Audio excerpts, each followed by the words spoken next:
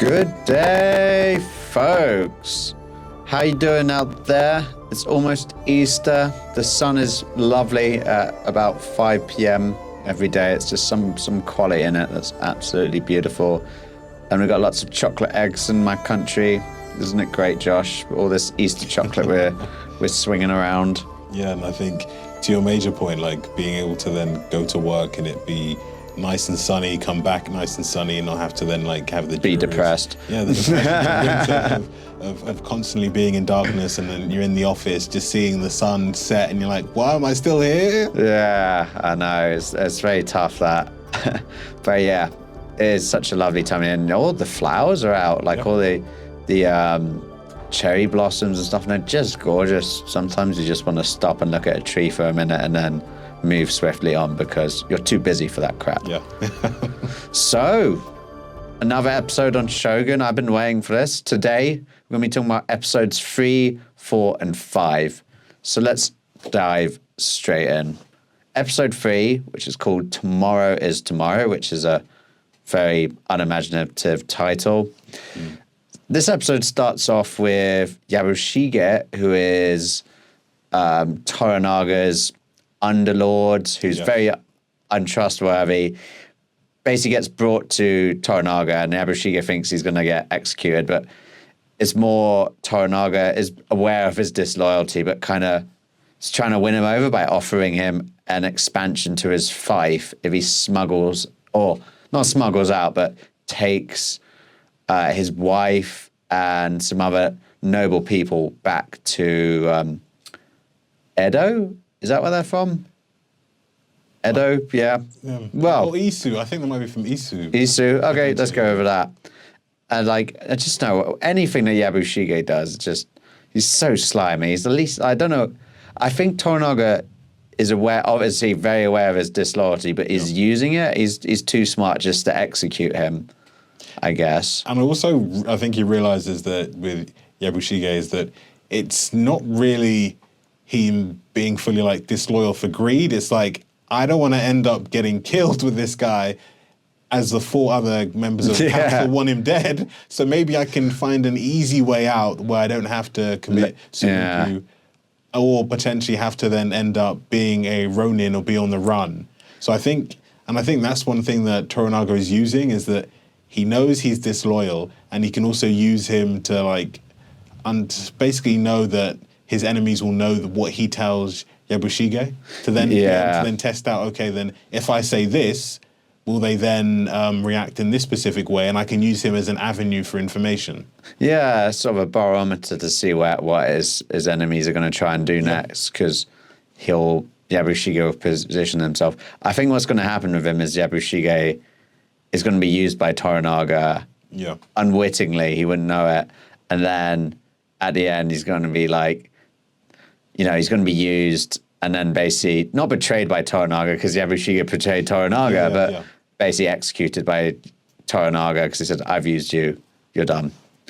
Or it could be the point that he takes him to a point he can no longer return to. So now he knows, well, that pathway's gone. I now must be Toranaga, or Careful. I'll then end up being killed. We're not on episode 4 yet. That'll come up shortly. Next thing that sort of happens in this episode is the Portuguese black ship. They haven't been allowed permission to leave the port and trade. And the captain general of the black ship is like, fuck this. I don't need their permission. Like, literally, they physically cannot stop him because... the power of the black ship, which is very cool. And if anyone who's played Shogun would know that the black ship, once you get hold of that in the game, it is... unbeatable. The nuclear weapon, or like a amazing tank that no one can defeat. Yeah, and I think it like also carries over from like episode 2 when John basically has hit the books of the Portuguese and tells them about Macau. So that's like the main reason why Toranaga's like, no, they can't leave, because I must investigate what I've been told about them building up an army of Ronin in Macau. Yeah. If this is true, to then try and prevent them from then continuing on. Yeah. And also, I think it comes up maybe in this episode or the episode afterwards where, like, Toranaga's like, I have looked at your, the records from John, and obviously they're all in English. It's like, apparently this is evidence of your piracy. It will take a while to translate. I think I'm talking ahead, maybe. This might be later in episode 4.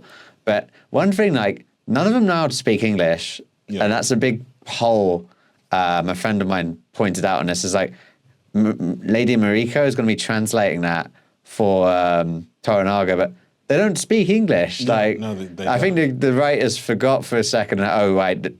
John and Mariko are actually speaking Portuguese. Yeah. Unless for some reason John wrote his own personal diaries in Portuguese, which is maybe a good way of practicing a new language. That's why he speaks Portuguese. Or potentially it could be, if he's caught and discovered, like he's an undercover agent, like, oh, it's a book in Portuguese. Well, he must be Portuguese. That could be a fabrication. It could be a fabrication, or it could be just like, oh shit, we forgot.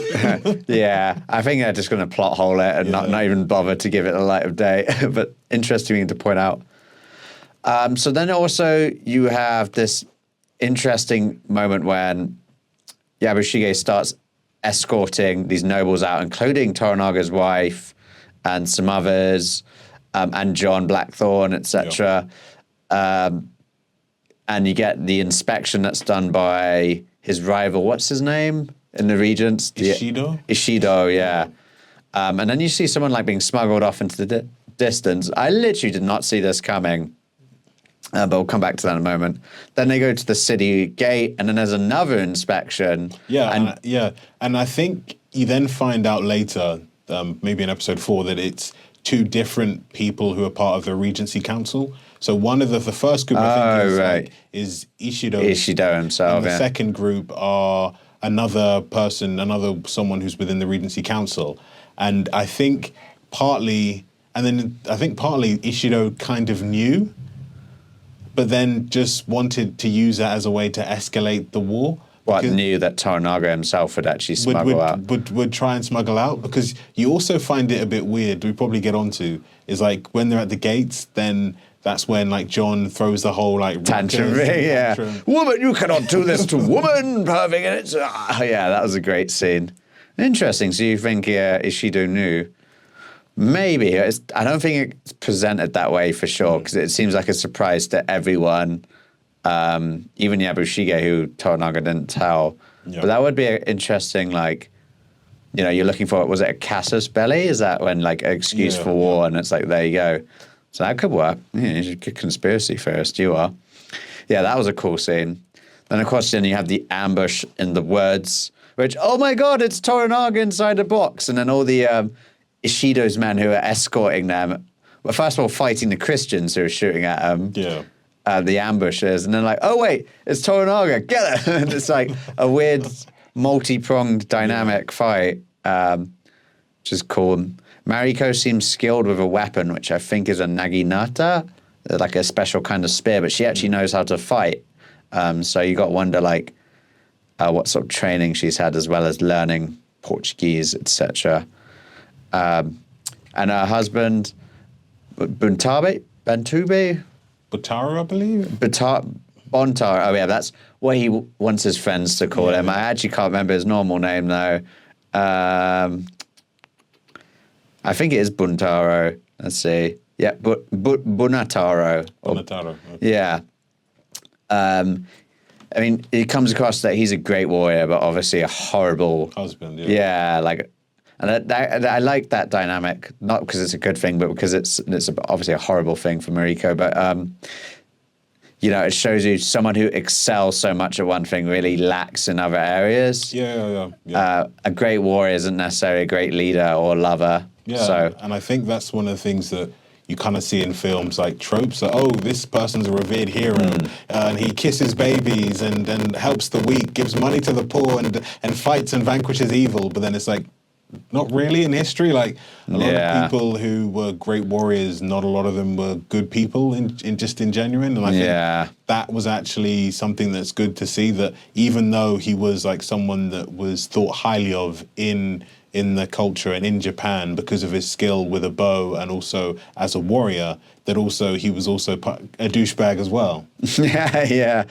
He put all his personality into learning the bow and the katana. Yeah. And it's an interesting dynamic. It just shows a lot about people who invest too much in. It's like you look at, in Fallout, you got all those skill traits, what the smart system and stuff. You put too much in, like, you put everything on charisma and then everything else you leave on the lowest thing. And you've got one of the funniest, best, smartest characters, but also you just suck at everything else. Yeah. There's two sides of every coin, really, isn't there? Then you have the battle at the port, which Buntaro, I think it is Buntaro, actually, makes a really cool last stand where he's like, just some reason he manages to leg it from the woods to the port. And whilst Toranaga, John Blackthorne, Mariko, and all the entourage are slowly sailing to that little barge thing, Buntaro's just standing at the ledge, like, almost like, I can't remember what he says. He's like, "Witness me, my lord." Yeah. And then his lord's like, just yells out his name. And I guess it's like, cool, I'd love someone to just Morgan! Yeah. Don't know why Buntaro then ran up to go fight. He should have just stayed on that ball because it's a perfect choke point. But I think if they then had arrows, they could then pick it off. Shot him to pieces. Yeah, good point. I don't know why I didn't do it. Also, I kind of suspected that he'd come back because he goes and he's fighting them all and then he disappears into a house and they chase in. It's like, whenever that happens in, like, filming, that they'll come back later because it doesn't show their death. It has to be fully dead. I need confirmation. Yeah, exactly. Even sometimes, like Game of Thrones, a person can be fully dead but not then dead. Exactly. We're definitely spoiling episode 4 we're about to talk about. What was it they say in Game of Thrones? What is dead may never die. And like, no, it's dead. What is dead, mate. You can't, like, whatever. And then you also have, like, in episode 3, the negotiations. So the negotiation between Toranaga and also the Captain General. The Captain General and also the Catholic priest as well. Oh, yeah. So they were like, I'll invest in your X amount of silver into your trade if you then take us.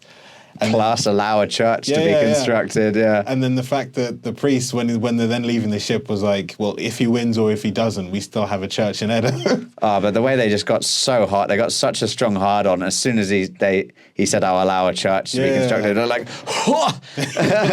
like, he could feel their boners, man. Bloody hell. Like, I find them quite funny. I love the Portuguese priests in it. Just as soon as any opportunity they can to, like, spread the word of their Lord, they're just, like, all over it. And, like, the fact that you also then get to see, like, more of the dynamic between the priests and also the actual captains, the Portuguese captains. Yeah, that was a good point. Yeah, the captains have their charter from the, I think, was it the King of Portugal or Queen? King of Portugal, because he said our king is fighting. No, John says our queen is fighting their king. Yeah. So the King of Portugal, they have a charter there, and then the Jesuit priests are kind of like an add-on. So the Jesuit priests have come along with the Portuguese and are going to support the Portuguese in the subjugation of Japan. But the actual captains have the Jesuit priests have no jurisdiction over them. And the fact they're like, kind of like, F off, we don't really need to listen to you. Yeah, that's true. They're like the more diplomatic ones, the priests. They use soft power, whilst literally the Portuguese Navy is just power. They just use their big-ass cannons. But, like, of course, they might not know the nuances of diplomacy and how to wiggle things in, whilst these priests do. So, yeah, that is a good point. That was an interesting dynamic to see. Another interesting thing in that bargain is that they have to leave John Blackthorne behind, which is deep. They're like, damn, he just abandoned just like that. Like all the mess he's called to Portuguese, whether it's the priests or even like the captains, they're like, no, leave him behind. That motherfucker needs to die. Die right here. And they can all agree on that. It's like, let's get rid of him. He's rude and stuff. And then the Japanese are like, he is rude. Let's get rid of him. But then this interesting thing happens that... So he gets abandoned on, I assume, what was Toranaga's ship, and then Toranaga is on the black ship. But then John somehow commands the sailors on Toranaga's ship with his very, very, very limited use of Japanese. Somehow he knew them already. I guess that was a scene earlier, but he somehow gets them to then chase after the black ship when it's leaving. Like, I don't know how, he must have to know this crew. I assume they're Japanese. This Japanese crew, he claims he knew somehow already. I believe that they're the crew that he met when he arrived and then was taken to Osaka. So I believe that's the crew.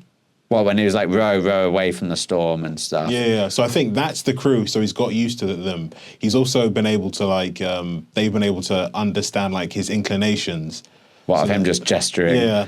So then what they did was very clever. Is that they knew it's like well, you know when sometimes when a police car is like going straight down and all the cars like part. Is then if some people used to like follow the police behind them so they could then skip the traffic after the police as they start to like part the traffic. Yeah. So that's what he was kind of doing like in the wake of the actual large Portuguese ship, which the people who were blocking the ships were, I think they might have been Ishido's men or one of the other regents. They were trying to block the ship to make sure it couldn't leave. They were able to then use the wake of the Portuguese ship to then follow behind it. So then as ships tried to part or were just destroyed by the Portuguese ship, they could then just fill that gap in and not have to then be boarded by the men waiting for them. On the little fishing boats. Yeah, which maybe wasn't like... the best idea. Yeah. I mean, they should just put proper like naval ships there, not just bloody fishing boats, because I guess they could set fire to the Japanese ship. I don't know about the black ship because they wouldn't have known that was coming, but yeah, a bit of a strange dynamic. So then they all escape. I love the dynamic again, the banter between John Blackthorne and what's the Spanish guy called? Rodriguez. Yeah, he just great. Like I love their back and forth. Like there should be a spin-off, just the Adventures of John and Rodriguez, just them on the same ship, just like like frenemies. Like they kind of resent each other, but they're like inseparable, like Captain Barbossa and Jack Sparrow. Yeah, I love that dynamic. And then at the end, you get John being promoted to a hatamoto. Do you know what a hatamoto is? Because it never actually explained. No, I think it's one thing I did read up on is that for someone to be considered like a part of the samurai class and the samurai nobility, they would have to have like 2 swords. So I think he's been now promoted from like technically being a prisoner to then being like a person in the lower classes, now being brought into like the samurai elite class. I think that's what the position that he has now. Yeah, you're pretty on point. A hatamoto is a high-ranking samurai in service of a Tokugawa shogun of Japan, so i.e. Toranaga's dynasty. And previous shogunates, i.e. not Tokugawa ones, they were called Gokenin? Or Gokenin, I don't know how you pronounce it. I'm butchering it. Yeah. Yes. A hatamoto has a specific power to have audience with a shogun, unlike with a Tokugawa shogun as before. So it's kind of like a high-ranking samurai who's also an advisor and also can get the ear of the shogun, which is pretty cool. Anything's a promotion from being a prisoner. Yeah. And then they have this great bro moment at the end of the episode where they're like, teach me how to dive, and it's a bit homoerotic, and Lady Mariko's like, oh, John Blackthorne, he's hot. Yeah. And I think, like, I also thought the amount of times he asked him to dive into the sea, was it kind of like a power play as well, to be like, you will not stop diving into the sea no matter how tired you are until I tell you to kind of show dominance? Yeah, I think so. It was quite excessive. Either it was, yeah. Either that or he likes John Blackthorne as well. Yeah, that was interesting. I love that moment. It was so like bromance. Yeah. The Brogan, instead of Shogun, the Brogan. Bro, you want to be Shogun? Anything else on episode 3? I would say the one thing I did really pick up on is, in episode 3, they then also, the Portuguese then tell Nobunaga, the priests, that John has secrets as well. And that this is what we've captured from him concerning his specific orders and why he is in Japan. And they're like, this will take a long time to translate. And it's like, how? You don't speak English? It's like, John Blackthorne is technically maybe the Portuguese, I guess. Unless Spanish. Maybe the Portuguese, because remember he came on a Dutch ship, so maybe his orders were in Dutch and they wrote in Portuguese. But maybe the diary's in Dutch, in which case no one's going to be able to. Well, maybe one of his fellow crew members, but I think they were English. Yeah. It's really confusing because I like it. They kept it in Japanese, the show, but the Japanese. But it would have been good if they Well, I guess it'd be very hard to market to an international audience if it's a Portuguese, Japanese literally, movie. his John's interactions are mostly in Portuguese, and sometimes in Latin, but mostly Portuguese. Yeah. So then, and it would also kind of get weird because then you would then have to have the different subtitles. And I know that in certain films they have it, and TV shows that they say, okay, red is for this language, green is for this language, white is for that language. So then people would then start to get lost because then imagine, right, if everyone spoke the language they were supposed to, and with Disney Plus, they have like the different subtitles. So if you were watching and you were Portuguese, so then when John was talking Portuguese, you'd have no subtitles. And then you would then get subtitles when they were speaking in Japanese. Yeah, it's kind of a logistical nightmare, isn't it? Yeah. They'd have to spend a lot of money on like subtitlers to do that. Yeah, good point. Okay, episode 4, The Eightfold Fence. Now, this episode was bloody fantastic. Yeah. So Toranaga and the gang arrive back in Yabushige's area, which I can't remember what it's called, and inspect his troops. And I love it when they're like, Toranaga-sama! Yeah, that was cool. I started chanting that at home for a little bit. John is curious where his crew have gone. And Mariko says they're in Edo. Yeah. So, yeah, Edo is, I think, the seat of Toranaga specifically. I thought that sounded a bit suspicious. Very suspicious. Like my Game of Thrones senses were tingling that they're dead. Yeah, definitely. They're definitely dead. Like, if they're not dead, then okay, fair. But we're both betting they're dead. And his pistols, like, I want my pistols and my crew. Pretty cool. And also, I think when he made the deal, I think he made the deal in episode 3, at the end of episode 3, when he's like, okay, then I will train your men. But you need to give me back my ship. Crap! Yeah, we forgot about that. And my men, and then the fact then you see it in episode 4 that you then get to see that he's still by accepting and becoming like hatamoto is that he is still then in the service of Toranaga. So then everything that he owns is then granted onto him by Toranaga. So therefore the ship still belongs to Toranaga. And it's like the intricacies of like the whole culture that he doesn't understand. Like, and as an audience, we are starting to also understand that everything, because kind of like you had like in Europe in the 1400s, like divine right, and that land was then given from the king down to the lords who owed their power to the king. And it's like very similar in Japan. But you're never free. It's more like, and I think it's more strict in Japan that because even in Europe, if a land was given to someone and then the king required it back, if someone could defend it, they could then say "F off, king," and it's happened multiple times. Like even what caused the Magna Carta was like the counts rebelled against King John, and the king had to make some, and he had to make concessions. But it seems like it wouldn't happen in Japan because it would be like, no, whatever you own is given to you by me, so in proxy belongs to me, and I can request it at any point in time. That's true, like expanding Yabushige's 5. But one thing that's dynamic with John and wanting his stuff back and Toranaga is very much like in The Last Kingdom, with Uhtred, son of Uhtred, and the king as constantly chasing after Alfred. It's always like, okay, if I do this, will I be able to go get Bebbanburg back? Will I be free? And the king's like, yes, like every single maybe. Time he even when he actually was free, he then goes in and then kills the Catholic priest. Because I remember, what was his name? Father Bioka. No. He kills. Because remember they were going to Northumbria to install like a Viking Catholic king, a Viking Christian king. Yeah. And what happened was the priest had got into the king of Northumbria's ear that, if you're not careful, Uhtred could potentially betray you. So they sell him into slavery. And then I can't remember. He gets sold into slavery, and that's where he meets his Irish friend. And they get sold into slavery, and one of his friends, the Viking raiders, attach him to like the bottom of the ship, of their Viking ship, so he basically slowly drowned. So then when he again gets his own freedom, he comes back and like was like, you know what, I'm not going to kill you because you're a king, but then kills the priest. So then he then has to go back into Alfred's service because it's like, for killing a priest, you should be killed. Yeah. I know. Same thing with Toranaga and John. And yeah, it's like anytime he thinks I'm free, it's like no, he's been yanked back in. It's manipulation, so manipulative. Yeah, cheeky.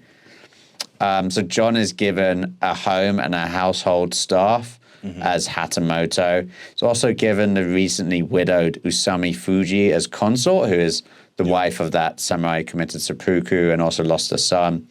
And I found it so funny just because obviously he's like, oh, I get given a consort. And then Mariko explains that you may pillow her. And he's like, huh? She's like, pillowing. And I was like, oh, that word is so funny, pillowing. That's just, excellent. Again, it's like all these little intricacies of the culture coming out is quite interesting. I guess in this isn't medieval Europe, I'd say they're just, or Elizabethan Europe, I guess from an English perspective, be like bedding or plowing, which I suppose is also quite fun in its own way, looking at objectively. So he's a bit like surprised, but he doesn't want to sleep with her. And it doesn't really show whether he likes Mariko yet, but Mariko certainly digs him.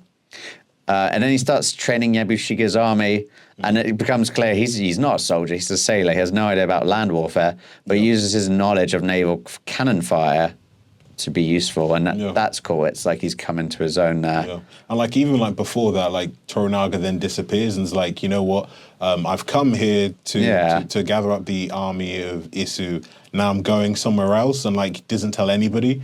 So then Yabushige is like, wait a second, but we were supposed to be here and to build up the army. And I think that's the kind of strength that Toranaga has, is that no one knows what actually he's going to do. Not even his son. Yeah. And not even in his closest confidence know the full plan. He plays his own men, and they all kind of it's not that they bitch about him behind his back, but they're he's like, oh, he's done this. He kind of keeps everyone on the edge of a seat. So maybe it is perhaps a deliberate tactic, a good leadership skill. He does seem very wise. Toranaga, he's a cool guy. And an interesting thing is the cannon. They mentioned the cannon fire. Initially the Japanese were like, oh, why is he going to show us the cannons? They're so inaccurate anyway. But these cannons are incredibly accurate, and they seem better with the Dutch. Are they Dutch cannons? I guess they are, because they're from a Dutch ship. And also, if you think about it, advances kept on coming through in Europe while the Portuguese were there. Because if the Portuguese hadn't gone back for some time and had been just trading between Japan and China, or have just been going around the Asia Pacific to then trade and also to pillage, they then haven't got the recent advancements that John has come with his ship as well. And also, I think another advantage that John also has is that he has the latest news and the latest setting of what's taken place in Europe.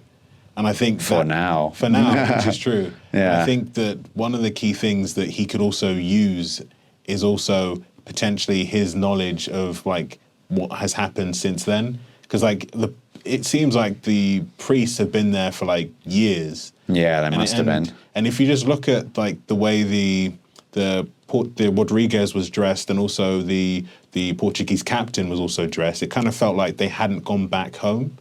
Because if you look at their clothes, they're still wearing their Portuguese clothes, but they're worn, they're battered, they're not as fresh as you'd thought they should be. So it's highly likely they haven't gone back to Portugal, and that their job has been mainly staying there.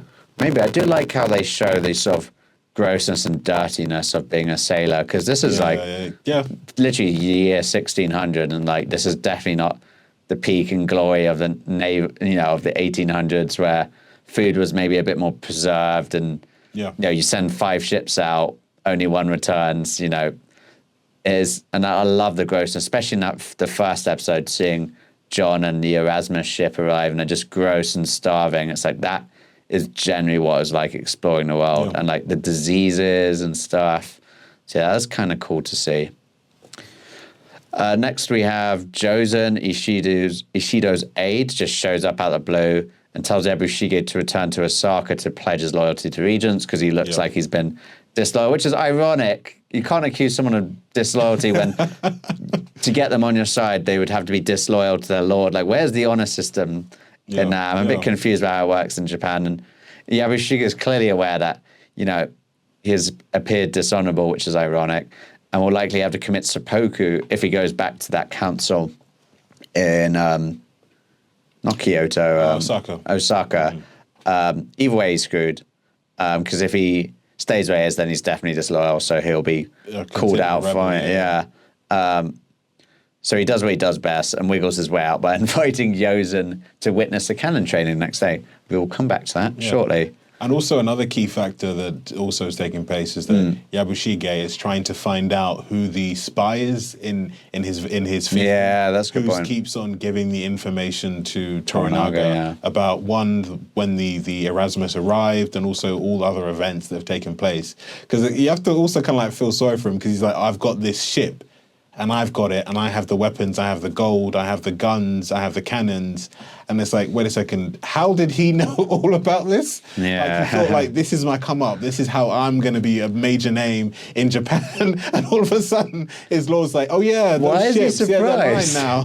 Why is he surprised? Everyone knows he's a disloyal scumbag. Like, if anything, he's like, oh, there was a spy in my village. Toranaga doesn't trust me? Wow, what a surprise. Like, he needs to be self-aware of like when people recognize you as being disloyal, everything you do is under scrutiny and a watchful eye, which is great because I know Toranaga's not going to let him wind him up. And I think I do love like the constant like back and forth that Yabushige has to do, like placating both sides. Yeah, like, how tiring. It's that more must anxiety be. than just being loyal to someone who's probably going to lose anyway. It's just not simple. Yeah, true. My heart goes out to Yabushige. You're your own worst enemy, really. We'll come back to what happens on that shortly. One thing I really want to point out in episode 4 I really like, there's just like some of the really touching scenes in it. So, for example, the dinner scene where John, Usami, and Mariko, and they give... John gives her his pistol. Yeah. Which is really touching, and she's like, in return, gives her late husband's swords. Yeah.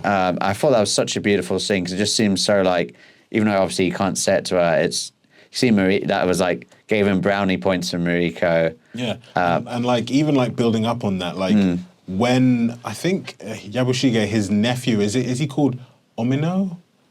But he comes to John Blackthorne's house demanding his guns. Yeah, that's it. And then basically what takes place is that he says, no, I'm not going to give it to him.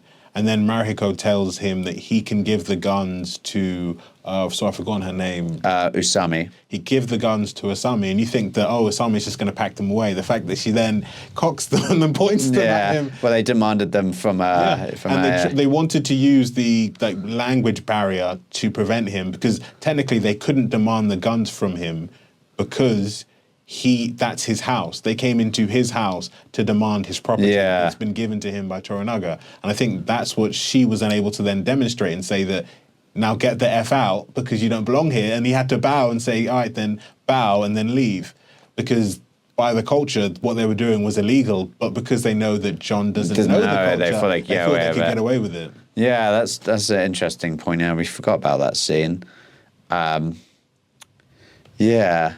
And it's interesting as well that when Usami holds the guns or gives them the swords, I don't know if it's a cultural thing, but like the clothing she wears, she grabs it using this. Like if I grab this cup, she grabs at the sleeve. I don't know. Maybe is that because of their weapons, and she's not allowed to touch them with her bare hands or something. I don't know if that's actually a culture thing that's not just is obviously not described. Maybe.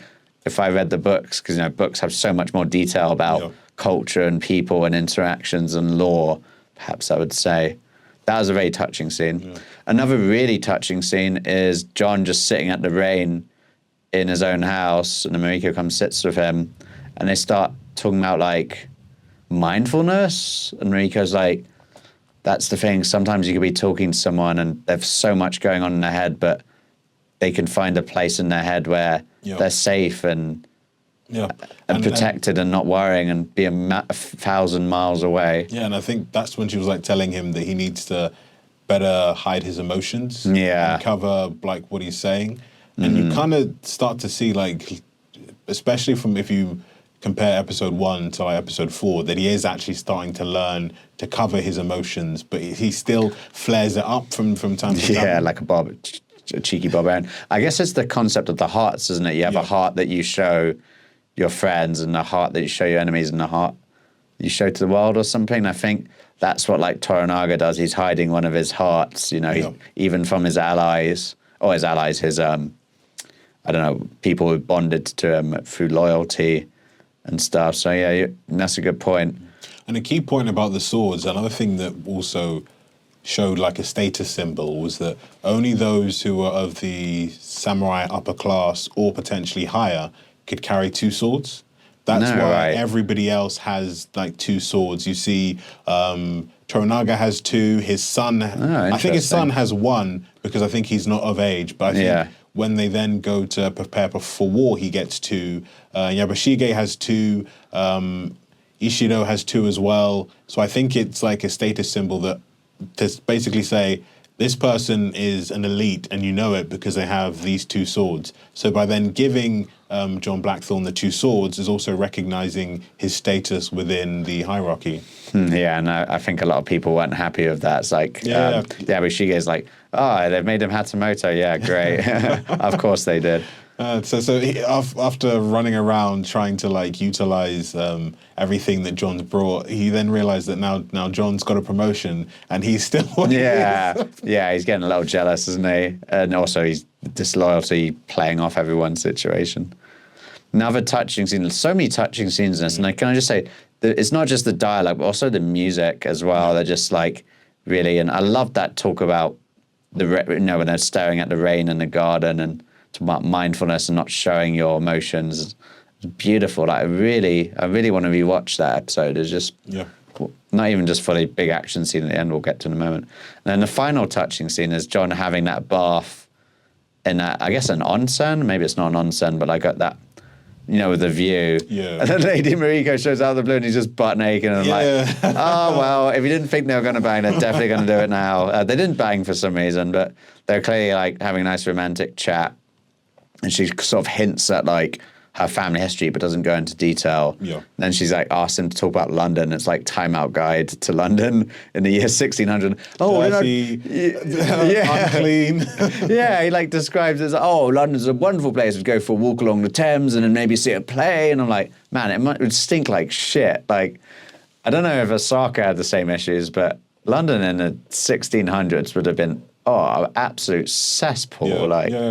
I would not show like a foreigner. The fact that people would just throw their waste out the their piss and shit out the window. Like buildings would have like an extension out for higher buildings because they didn't want it to splash on their own windows. So they would throw it out, and then you could have like someone just walking down the road splattered. Well, weren't you supposed to shout like, "Look out below"? Isn't there something you should? Yeah, I would never shout that just for a laugh. Yeah, God, that's disgusting, man. It is. And I think. And he doesn't have baths as well. Like, They even said, like, maybe during the 16 or 1700s that there was so much pollution in the Thames, the actual Parliament had to leave. Yeah. They had to leave. Or they cover in lemon juice and stuff. And then that's when they started to then work on, like, the sewage system in London, because they were like, nah, the smell's too... Not for the betterment of society. It was, the elites were like, oh, the smell's too bad. Something must be done. It's almost like that's the only time something changes in society, really. Yeah. Oh, goodness. Yeah, definitely. She has no idea. If she ever comes to London, I don't think she would in this, but God, she'd be like... And he's like, the Thames is beautiful. I'm like, no, it's not. It's brown and full... Even now, it's brown and full of shit. Like, how bad would it have been then? Like, when people were dumping, like, God knows what into it. Yeah, and there's probably loads of dead bodies. And there's also just talk about earthquakes being common in Japan and how buildings are designed to be easily put back up. And again, it's like a metaphor for just Japanese culture, but also just like mindfulness and stuff. And I'm just like, I'm like watching this. I'm like, is this now like a mindfulness podcast or like a mindfulness TV show? Because there's some like interesting lessons about well-being in it, as well as just the beauty of Japanese culture. One thing I did read as well is that during the period there was like a big increase in like the new form of Confucian. I always make this up. Confucianism, Okay. Like that came in, so that's probably where the mindfulness comes in, and Right. also the many different like sayings that Mariko says, and also the others within like their culture say. And I think another key thing which she was saying is that now you understand why their walls are then made of paper, everything's made out of wood.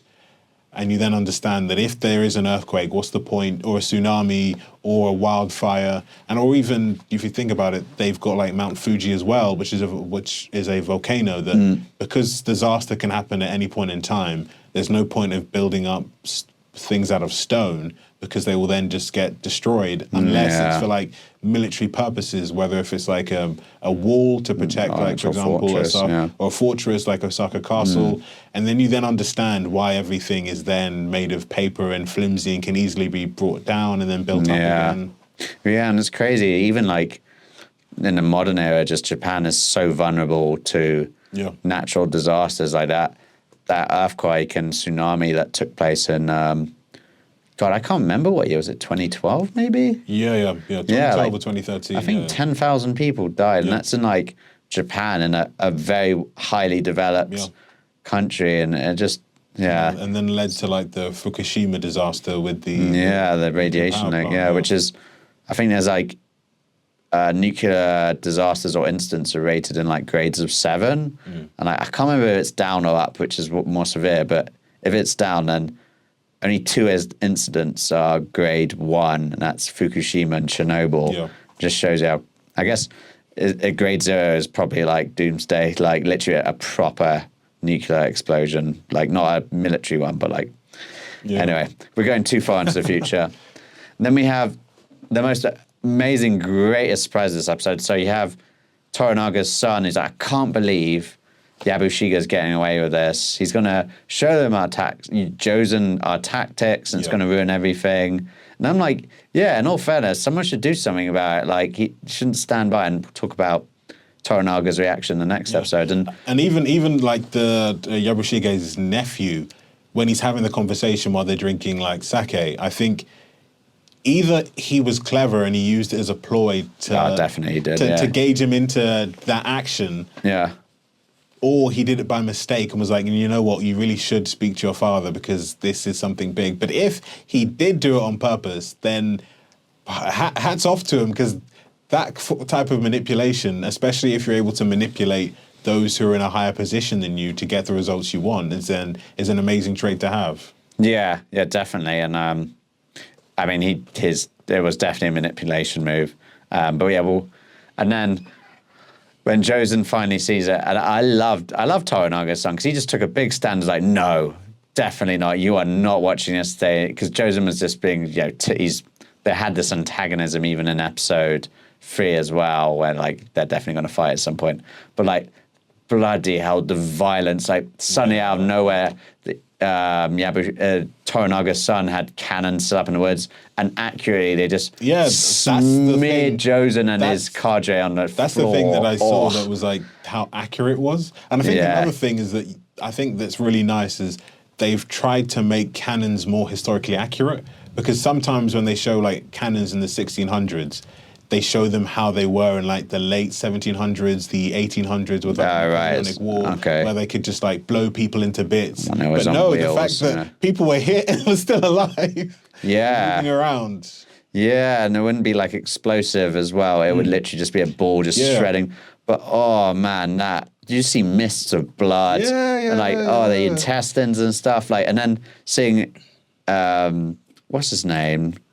Jozen at the end, just like half one arm missing, a little bit of the other arm missing, both legs missing, just like, you're savages, blah, blah. And this is not how samurai fight. Yeah. Go on. I was just going to say that the fact that probably another thing that shocked them was like, no, this isn't like what a samurai's supposed to do. Yeah, pretty much. Because I thought that when he brought out his sword, he was going to challenge him to a fight. Me too, yeah. I like that. Did surprise me with the cannon fire. I thought that was cool, because I thought he was going to try and fight him with a sword and lose terribly, or like do something really like shameful and cowardly, or maybe cowardly. You could argue maybe the cannon fire wasn't a fair fight, but if I could choose between winning or a fair fight, I'd choose winning. Of course. Screw on it, man. Screw on it. And I love Yabushige's reaction, like, what have you done? And like Great, great cliffhanger. And the fact that it's like, what the F am I supposed to do now? Yeah, exactly. Like, I asked him to stay. And view the cannons, and now he's dead. Like how are they going to take this? But my hat goes off to the son because, like, Yabushige's clearly just shat himself. He's like, oh, yes. fuck. He's like, good. He can't sneak out of this one. Damn right. Yeah, and that kind of feels like the line he can no longer like come back from. Because like the fact that the Regency sent an envoy, and then killed him. Not even the fact that it was a challenge and they said, you know what, we're going to fight. And then he died. No, it was like underhanded way to kill them. Yeah. And then it's like, he can't really then go back to Ishido and be like, oh, well, it wasn't really my fault, but didn't you say he should stay for another day? And it's like, well, yes, but I didn't expect, and it's like hard to then navigate out of it. I know, and on top of what's the perceived betrayal, right? It's like, fool me once, shame on me, fool me twice, shame on you, so... Okay, so moving on to episode 5, Broken to the Fist. Or Broken to Fist, that might be a spelling error on my side. So Toranaga shows up with great, fantastic timing, lol. All the bodies and guts and intestines are still lying around. Yeah, and the fact that you've got people picking it up and putting it into carts, like legs, arms, torsos. Like, oh my. Yeah, man, no, I was kind of peckish at this point in the night, you know. Some reason it just didn't put me off, but I love the violence in the show. It's like as realistic as it should be, I think. And then, you know, Toranaga is disappointed with his son and manages to somehow determine he was manipulated. But I just really think it's unfair because if his son didn't do anything, he said it would have been a better move to do nothing. It's like, really? But then Joseph would know you have this excellent, accurate cannon fire, which would definitely give you a lead in a battle in where the opposing side doesn't have any cannons. Like, come on, give your son a break. It's like... Yeah. Unless Toranaga is like such a scheming, smart guy, but I was like, it's not fair. And then, lol, awkward, Buntaro's back. Guess who's back? And especially when they both see him and they then look at each other like, Mariko. Oh, we didn't even mention Mariko sleeping with John as well. We missed that out in episode, episode 4. And yeah, so rewind, back to episode 4.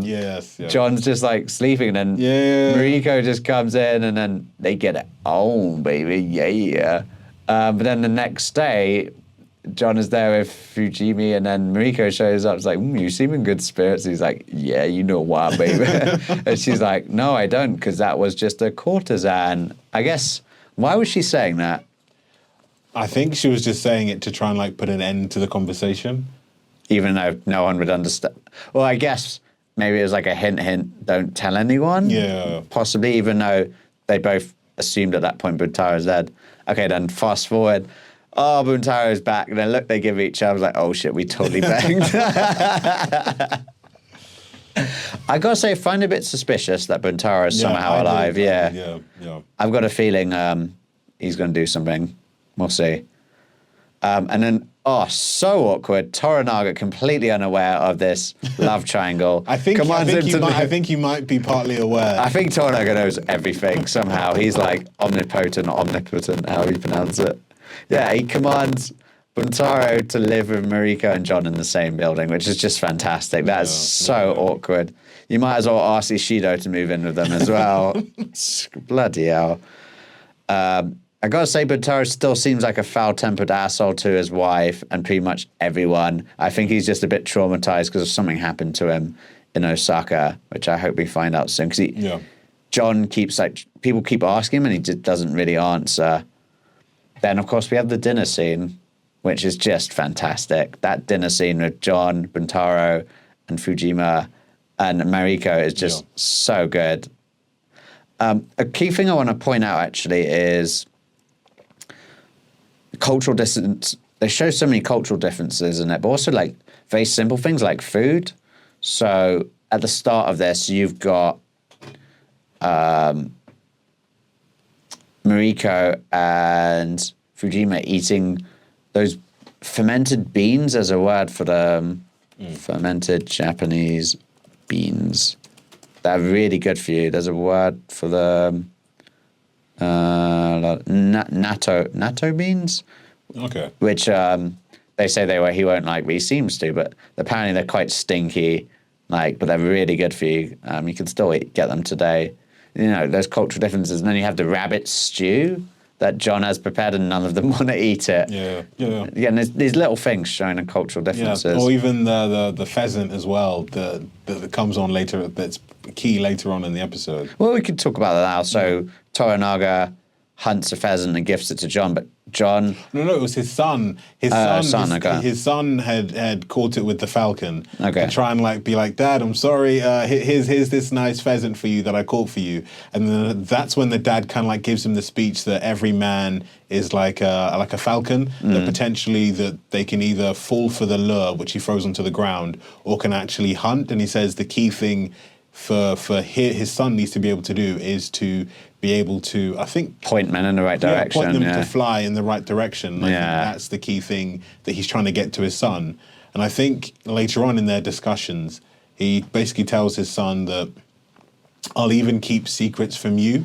Because when he's like, there's that in this game that we're playing, you must keep your secrets from, I'm paraphrasing this wrong, but keep secrets from your enemies and your friends. Yeah, which he definitely is doing, Toranaga, He's teaching his son a lot of lessons, And then also he takes his son was put in charge in episode 3 at the end of charge of the cannon battalion, but then has that revoked from him. That's true, and then given to Yabushige's nephew. And then remember that scene when his nephew's like, oh, I can give it to you, uncle, because you don't seem happy. And the fact that he's even more angry and he's like, how can you give me something that's already mine? And then he has to literally bow and go on his knees as an apology. Yeah, I think everyone's scared. Well, everyone in Yabushige's fife is scared of him, even the villagers, they actually mention it, but especially the nephew as well. Do you know what John was doing with the pheasant and why he was so... John gets the pheasant and leaves it out to rot, which is just... Even I found ridiculous, but I did a bit of research on this. Why do you think he was doing that? I think kind of like an aging process, maybe? Yeah, for fermenting, and apparently you would still cook it. And I was like, really? Well, those flies, that's disgusting. But apparently that's what they did back in the day, and it made the flavour quite nice. You can even get some cheeses like that, like Kazu Mazu. You let flies infest it. And even the larvae, you let them nibble at it a bit, and you can choose to eat the larvae or not, but apparently it gives the cheese a certain kind of taste, but hell no. But yeah, what makes John think, I guess it's a different age, people aren't as educated and aware of, not offending new people, and it was oh yeah, just leave this corpse outside next to our front door of our house, just rotting and stinking, that's so weird. Anyway, I guess he just wasn't aware. So going back to the dinner scene, typical awkward dinner. I've had many of these. I'm sure you have too.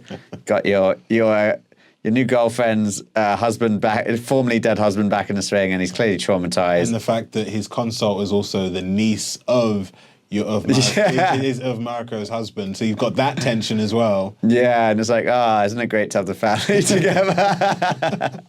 No one wants to eat the English rabbit stew you've made, which is even more awkward. And then John basically starts a sake drinking contest with Buntaro, which I just thought was... I loved this scene. It was great. It just had that feeling of escalation, but also a bit of a comedic feel to it. And I love Mariko's careful diplomatic translations. John's like, tell him I think he's a whore. And then she's like, he thinks you're a great warrior. She has to choose the words very well. She's clever. And then, of course, a drunk Buntaro reveals Mariko's father actually murdered the previous ruler of Japan before the current Taiko. So hence, perhaps why he treats her so badly, the dishonor that's associated with her family. He treats everyone badly. He's so rude to John as well. And also, Buntaro is his name for friends. And John tried calling him that, and he's like, my actual name. Yeah, great scene. Yeah, and it also explains every time someone's talks about family and family dying, sorry to offend you. to Mariko. So now we understand like. Oh right, okay. Because like remember, I keep on forgetting her name. Fujima. Fujima, when she says, "Oh, why do I have to?" Because she was upset having to be John's consort, and she's like, "Haven't I given enough?" And then she's like, "Oh, I'm so sorry," because the fact that Mariko lost all of her family, and then in the story you hear that her father had to execute. Oh his bloody, wife, his children, and like everyone in the family. And the only reason that she didn't get caught up in it, if I'm remembering correctly, is because she was already married. So technically, she was no longer a part of the family because she had been married into someone else's family. Or she was punished to live with the shame. Well, possibly this could be another thing as well. And then also, I think I might be reading this wrongly, but she wants to get justice, so therefore she can die. But then her husband is not allowing her to do so, and because she is his property and she must do what he says, she can't then get justice for her family. She then has to then live in misery. Yeah, and he abuses her quite a lot, and well, he hits her in this as well. Like John gets woken up in the middle of the night to her crying, and he's clearly like physically assaulted her. He chases Buntaro out of the house and finds him in the street. Again, this is why John is like, you see the weirdness of culture. Like you're expecting like, this is it, they're going to fight, and John's probably going to get the shit kicked out of him because Buntaro is a great warrior. John doesn't know how to use a katana, even though he's got two on him. But then Buntaro just like gets on his knees and says, "I'm sorry for disturbing the peace of your household." And John's just like, "What?" He's like, just doesn't know what to do. Also, Buntaro says, "Oh yeah, it was the alcohol speaking." Yeah, really. Yeah, that old excuse. Yeah, blame it all on the booze. But yeah, that's a cool scene because again, you just see how prevalent honor and importance of it to the samurai class in Japan, like not to disturb the sanctity of someone's home you're staying in and stuff. We also forgot like the arrow shooting scene. Oh yeah, with Mariko, yeah, damn, so strange. And then coming back to the pheasant again.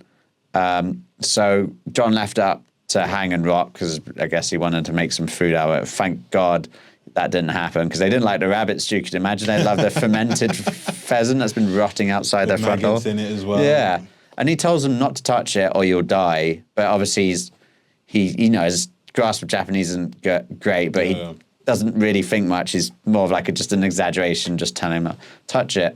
Ujero, the gardener he meets in it, who seems quite friendly with, actually touched the pheasant and got rid of it. And just because of that, he's ordered to death because of a hatamoto's order that if you touch this pheasant, you die. And you see John really struggling with Japanese culture, the honor and just the importance of. He doesn't even know what a hatamoto is, and that he has that power over people. And I think also it's kind of something that's like, I think just as British and just like British culture, this also stemmed to like America as well, and possibly like New Zealand and Australia, is that we don't really take words for what they used to be. Like, for example... Yeah, we exaggerate, like, don't we? In the 1400s, if you called someone a bastard, he would almost kill the person because it literally means that your mum is a whore who sleeps around and your father... But the thing is, for us, it's like, oh, it's just a word. But then in other cultures, if you translate that word... And I think, like, if you translate it into Arabic, it is a lot worse, and someone could potentially kill the person for saying it. And, like, in other languages, it's a lot worse. And I think at times, because words in English are said so often, and also one thing that my friend said is that he believes that English could be a colloquial. So the melding of two languages, whether it was, like, the Normans' French mixing with the Viking, Norse and Germanic and Anglo-Saxon language to then have one language that everyone could then understand. And like I was watching, I think someone was talking about like the history of English kings. And so all of the words like beef and pork and lamb are all French, but then pig and cow and sheep and mutton are all English. So then you have that kind of distinction that everything like palace is English, is French as well.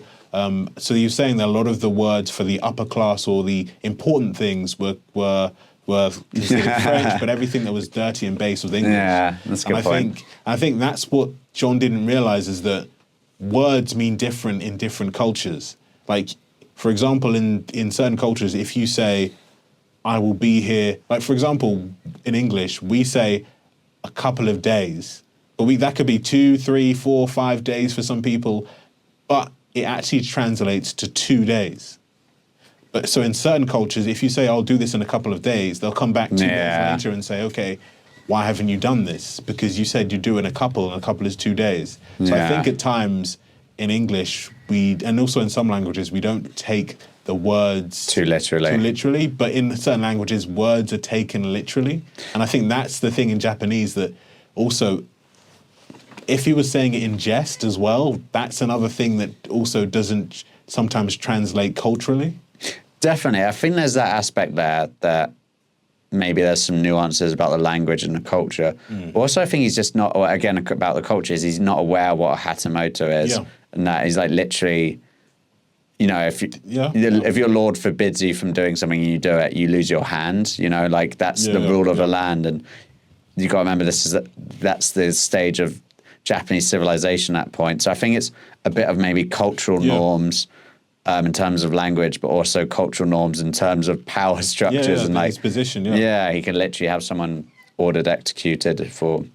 So, and he does feel really guilty. He's like, I killed him. And he says that to Toranaga, who quite funnily enough is like, I don't have time for this. He's like, I've had enough of this nonsense. It just walks away, and then there's a big earthquake. He loses his swords in it, and then John gifts him his swords, which is like, wow, how's Fujima going to feel her dead husband's swords just being passed around like a joint, you know? Like, but maybe she'd be honoured because it's now Toranaga. But she'd be like, I hope John tells her that. Otherwise, she's like, oh, how did you get those swords? Those aren't the ones I gave you. Yeah, exactly. It's strange. But watch out, Toranaga's also got a pistol now that John gave her. It all goes back to Toranaga. And then Ochiba, who's the mother there, you get seen. She finally arrives in Osaka after being released from Toranaga and being allowed to travel, and starts talking to Ishido. Yeah. But she has this very strong power vibe. Appears to assume a commanding role over Ishido. And says, "Gavel the regents. We will start doing something." I don't know where that's going to go, because I thought she'd be quite favourable to Toranaga because he let her shelter. I don't know if he actually took her hostage or something. I don't know if I assume it's probably going to be bad for Toranaga, but I thought she was kind of like cool with Toranaga. I don't know. And also, just because we did miss this out, was that the council were going to then decide to then ask for, basically say that Toranaga must leave the Council of Regents, but in preemptively, which was very clever, he then resigns the position. So therefore, by decree, they can't make any decisions until the council's full. So basically, he stayed their hands for a period. He does it in episode 3, if I'm getting it correctly. He does it in episode 3, so then they can't do anything to him because and they can't like order his death, because the council then must be whole before they can make a decision. And then that's when the heir to the throne, his mother, arrives. That then changes the power dynamic, because she is basically you could kind of say the main regent for the heir. She can then use her own political power, and maybe we find out that she's also from a prestigious family as well, and you can use that power to then take control of the Regency Council, and then use that as a way to install her son and even herself as being one of the major power brokers within Japan. Okay, well, leading on for that, what do you think is going to happen in the next few episodes? I think one key thing is, remember the landslide that takes out his forces, Toranaga's forces. Yeah, I bet he's screwed now, militarily. I think what's going to happen is that people are going to realize that, and one, they'll take that as a bad omen, and I think also, because of John being like different and being an outsider, they might take it, oh, this has happened because you've accepted this barbarian. Yeah. So he might actually have to show his importance, which is probably a good thing. He was the main instrument in saving Toranaga's life, because people were going to probably point the finger and like, it's since he's been around, we've been having all these bad catastrophes, bad luck. And then also the council will realize that he's lost a lot of his power base, and then we'll probably then start implementing plans to then take him out and take him down. Yeah, I mean, I'm kind of hoping that Chiba will steer the council in some weird other direction, but I think plot-wise it makes sense that she's just going to steer them to like attack Toranaga, especially when he's at his weakest. Or maybe not, because he's at his weakest, but then she might steer them not to attack because she's somehow friendly. I'm not sure what she's going to be like. It's kind of left on her like ... once again. But yeah, some fantastic episodes there. Like, I think episode 4 was my favorite. What was that one called? The eightfold fence. Yeah, that was beautiful, that episode. And I mean, they're all really good. Which one was your favorite episode? I'd have to say 4. I think, and I even have to say for the whole season, I would say episode 4 was the best, right? Because of like the constant like tension that you saw throughout the series, whether it was with like Yoshigo with concerning like his nephew and trying to find the spy within the village, and then also one thing we've got to we'll come back to that. And then the tension as well with John then becoming a prominent member of society, getting a house. You had that situation. You had then Toranaga's son trying to then show that he is an actual viable leader and a perfect heir for Toranaga. You had then Toranaga then just disappear. And then you had the situation that coming into the end, that you then had the attack on the messenger from the council, who was then obliterated at the end, which was a huge major surprise. And then you also had like Mariko just talking about the importance of like the fact that in Japan, because death is constant, everything that is built in a way that it can be rebuilt or torn down really quickly. And I think a lot of the stuff that happens in episode 4 is kind of like a preset for 5 and possibly 6. You have the smaller earthquake. You then have like the larger earthquake in episode 5. You have like John and Mariko sleeping together, which then causes friction. Like, is her husband going to find out? What's that going to do to the love triangle and also the situation? I mean, I don't see how it could get worse. He already cheats her like shit, and he doesn't know that she. Maybe he suspects it, but he doesn't have evidence that she slept with him. But like. He already treats her like shit. I think what will happen is there'll probably be a physical showdown between Buntaro and John, and John's just going to probably get beaten up by Buntaro, and just before Buntaro strikes a lethal blow that will kill John, John just shoots him with a pistol and proves yet again the gun wins against the knife. But then you then have the issue that Toranaga's right-hand man, he left in Osaka, Buntaro is his son. Oh yeah, that's true. So I think that's another thing that maybe John doesn't. I don't think John knows. He doesn't know anything. He doesn't know. So he knows nothing. I think that could be like the same thing that happened with Uhtred, is that he then ends up killing Buntaro, and then is then thrown back into Norinaga's basically in his grasp, and then has to then work out how to then appease Norinaga to then potentially get closer to his own freedom. Yeah, that's true. We'll see. I think it will be that situation. We also forgot like the scene before the earthquake is when John actually goes to see Toranaga and says, I want to go home. Yeah. Can I leave? I'm tired of your old effing country. You don't care about life. You don't care about this. You don't care about that. And then him then realizing, actually, no, he died because of me, and it's my fault. And the fact that we mentioned before that Toranaga's like, I've had enough of this I don't nonsense. have time for this shit. Yeah, exactly. Another thing we've got to mention as well is the whole spy situation. Yabushige's quizzing the spy, but doesn't know he's a spy, and the spy says it was the gardener who was executed. And I was like, oh, well, that solves that. Yeah. So, and also the fact that the earthquake took place, he could just name anyone who died. Yeah. See that landslide over there? I'm pretty sure the spy lived in that house. Yeah. Clever. Well, that looks like all we have time for, folks. Love to say that this is one of the best shows I've ever seen on TV so far.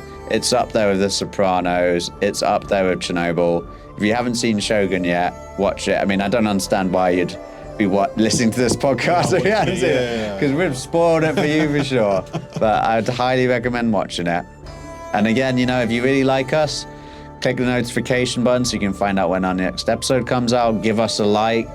And if you truly love us and want to show it, give us some money. Yep. Ka-ching. Please donate to our Patreon. You can find that all on our YouTube. All right, folks. Live long and prosper. See you, folks. I was looking the wrong way again.